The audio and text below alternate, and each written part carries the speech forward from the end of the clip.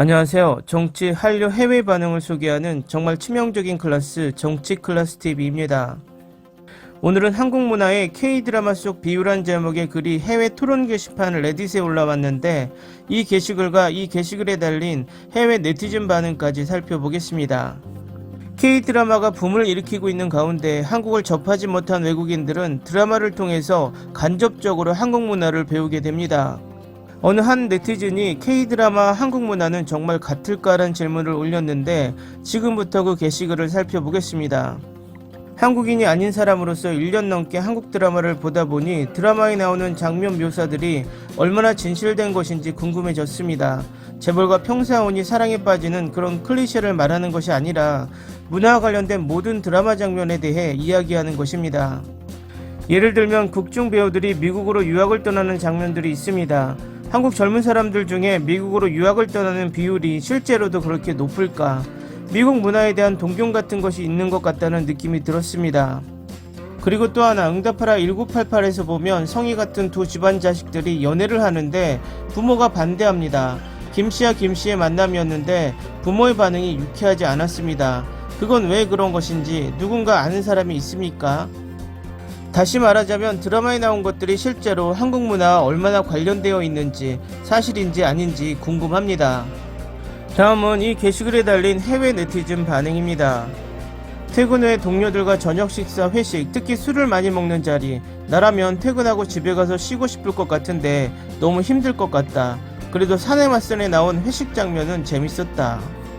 결혼작사 이혼작곡에서 아내가 가족들을 위해 아침 식사를 준비하고 정성스러운 요리를 하는 장면은 얼마나 현실적인 것일까? 난 충격받았다. 난 여배우들이 업히는 장면이 주목되던데 한국인들은 누군가를 등에 업을 만큼 힘이 좋은 건가요? 심지어 조그만 여자들도 남자를 업는 장면이 나오더군요. 그게 사실이라면 그런 초인적인 힘은 어디에서 나오는 것인지. 난 학교 내 괴롭힘이 드라마에서 나오는 것처럼 실제로도 끔찍한지 너무 궁금해. 드라마의 장면과 같다면 정말 끔찍하겠지. 한국은 서양 아이들보다 교실에 머무는 시간이 더 많고 종종 교실에 선생님이 자리에 없을 때도 있다. 가정폭력과 관련이 있을 것 같아. 한국 드라마에 종종 부모들이 특히 아버지들이 자식을 골프채로 때리는 장면이 나오는데 학교에서 괴롭히는 아이들도 집에서 그런 것을 배우는 거지. 한국에서 가정폭력은 심각한 문제야. 나이, 혈통, 부유함 등 모든 계층이나 집단에 연결될 수 있어. 같은 계층의 학생들과 더 많은 시간을 보내고 교사들은 외면하거나 심지어 동조하는 경우도 있는 것 같아. 난 때리는 것이 진짜인지 궁금해. 드라마에서 사람들이 옆 사람을 때리거나 여기저기 치는 것이 많이 나오잖아. 맞는 사람은 아무렇지도 않은 듯 가만히 있고 특히 상사나 감독이 아랫사람을 때리는 장면들, 한국인들은 실제로도 그렇게 복정적이고 상위 계급 사람들은 그렇게 다른 사람들을 때릴 권리가 있는 것처럼 행동해. 거의 카스트 제도처럼 보이는데 진짜일까? 나도 때리는 장면에 충격받았어. 사내 맞선에서 여주인공 엄마가 아들, 딸을 때리고 내 기억이 맞는다면 남편도 때리던데 가장 충격적인 장면은 남자 주인공 할아버지가 회사 부하 직원들 앞에서 손자를 때리는 장면이었어. 손자가 그 회사 사장이었다.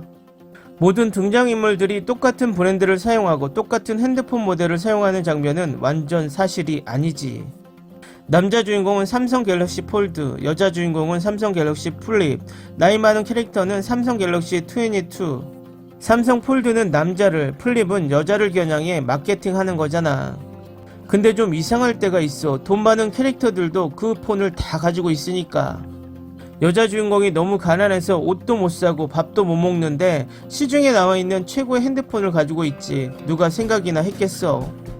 난 부유한 남자 주인공이 여자 주인공에게 최신 폰을 사주면서 연락하라고 할 때 재밌었어. 음주 문화는 정확해. 그리고 드라마에서 다같이 밥 먹는 장면도 사실이야. 성이 같은 남녀의 연애에 대한 반응은 꽤 한국 중국적인 문화인데 다른 아시아 국가는 어떤지 잘 모르겠다. 보통 같은 성을 가지고 있다면 혈통을 공유할 수 있는 가능성이 있기 때문에 반대하는 겁니다. 문화적으로 금기시되는데 요즘은 성이 같다는 이유만으로 반대하는 것은 줄어들고 있어요. 난 홍콩 출신인데 중국에서는 그런 말을 전혀 못 들어봤는데 난 항상 한국의 음주 문화가 궁금했어. 사람들이 정말로 술을 그렇게 많이 마실까? 드라마에서 봤는데 숙취로 고생하니까 편의점에서 숙취 해소제를 사오더군. 술 취해서 비틀거리다가 넘어지는 사람들도 있고 그게 진짜인 거야? 한국 사람들이 자신들을 아시아의 아일랜드인이라고 부르는 것을 들은 적이 있다. 사실이야. 예전에 팬데믹 전에 화요일 밤 10시에 술 취해서 길바닥에 누워있던 할아버지를 본 적이 있다. 맞아, 한국인들은 술 먹는 것에 진심이야. 젊은 친구들은 막차가 끊길 때까지 술 없이는 사교활동을 하지 못할 정도야. 확실히 술을 아주 많이 먹긴 하지. K드라마에 나오는 음주 장면은 꽤 정확해.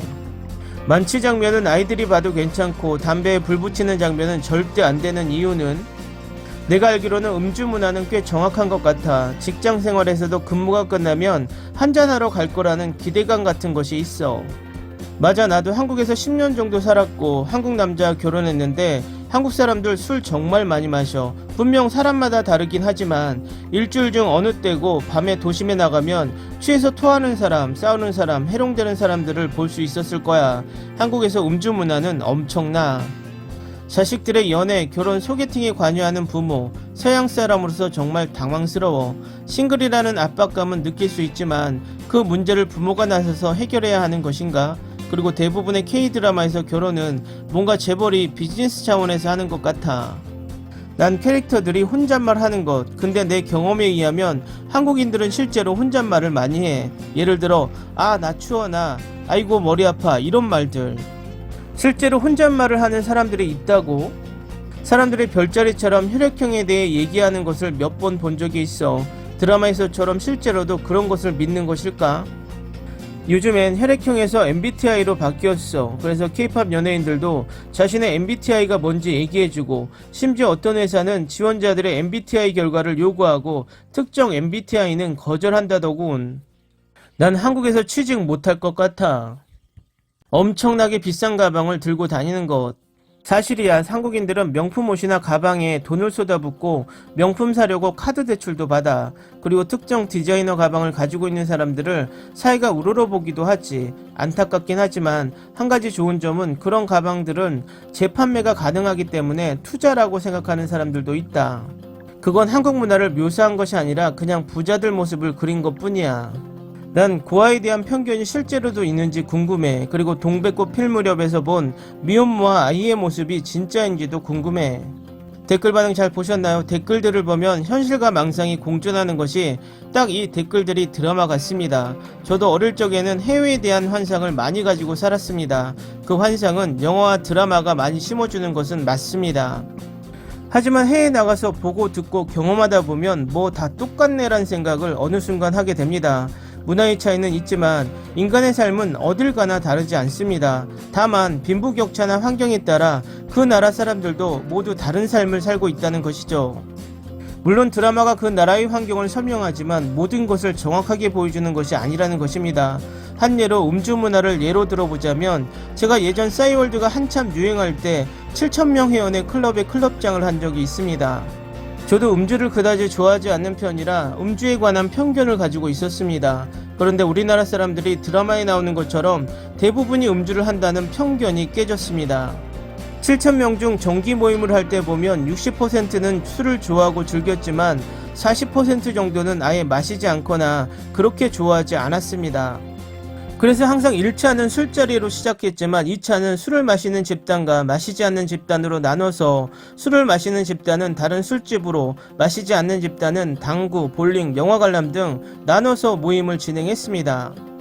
뭐 이것도 한 예이지만 문화란 계속 변하고 있고 드라마는 어떤 상황을 만들기 위한 조금은 과장된 장면도 있다는 것입니다. 결론은 경험상 세계 어떤 나라도 우리와 다르지 않다는 것입니다. 다만 인간마다 다르다는 것입니다. 재밌게 잘 보셨나요? 여러분의 구독, 좋아요, 댓글은 컨텐츠 제작에 큰 힘이 됩니다. 재밌게 보셨다면 꼭 부탁드립니다. 좋은 영상으로 보답해 드리겠습니다. 오늘도 편안한 하루 되시기 바랍니다.